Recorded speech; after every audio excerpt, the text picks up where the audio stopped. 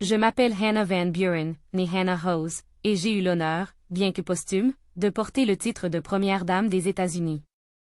Mon histoire, cependant, est celle d'une vie passée dans l'ombre de mon mari, Martin Van Buren, un homme d'État éminent, mais surtout un époux dévoué. Bien que je sois partie de ce monde bien avant qu'il ne devienne président, laissez-moi vous parler de ce que ma vie aurait pu être, si j'avais eu le privilège d'accompagner Martin durant ses années à la Maison-Blanche, de 1837 à 1841. Je suis née en 1783, dans une communauté modeste de Kinderhook, dans l'État de New York. Martin et moi étions liés depuis l'enfance, cousins éloignés, nous partagions la même langue maternelle, le néerlandais, et un amour profond pour nos racines hollandaises. C'est cet héritage qui a forgé notre union en 1807, marquée par une simplicité et une complicité que peu d'autres pouvaient comprendre.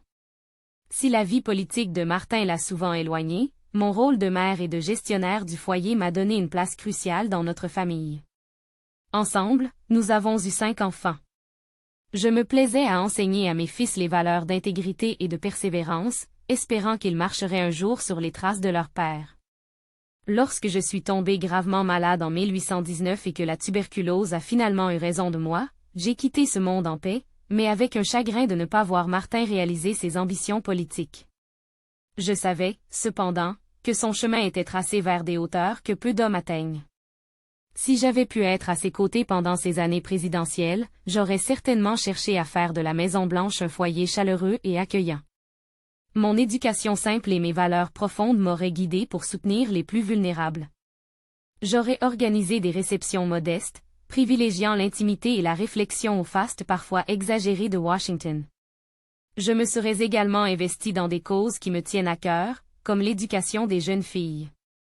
Bien que les femmes de mon époque soient souvent limitées à des rôles domestiques, je rêvais d'un avenir où elles pourraient s'épanouir pleinement, contribuer aux décisions importantes et être reconnues à leur juste valeur. Pendant la présidence de Martin, la nation a traversé des turbulences économiques avec la panique de 1837. Si j'avais été là, j'aurais été son réconfort dans ces moments difficiles, lui rappelant l'importance de rester fidèle à ses convictions et de ne jamais perdre de vue le bien-être du peuple. Bien que je n'ai pas vécu pour voir ces années, je suis persuadée que Martin portait en lui l'influence de notre amour et de notre union. Mon absence à ses côtés, j'en suis certaine, n'a fait que renforcer sa détermination et son courage. Aujourd'hui, je reste un personnage discret de l'histoire, une première dame en pensée plutôt qu'en acte. Mais à travers les récits de ceux qui se souviennent de moi, j'espère que l'on peut voir une femme qui, même dans l'ombre, a contribué à façonner l'homme qui est devenu le 8e président des États-Unis.